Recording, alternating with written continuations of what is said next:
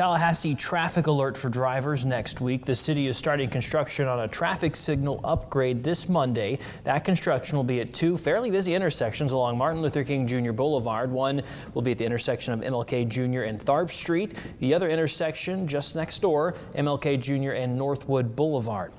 Crews will modernize the intersections, including new masked arm signals and updated sidewalks and crosswalks. Most work is expected to wrap up before school starts in mid-August. They'll be rotating single-lane closures at Tharp and MLK from 7 a.m. until 4 p.m. daily.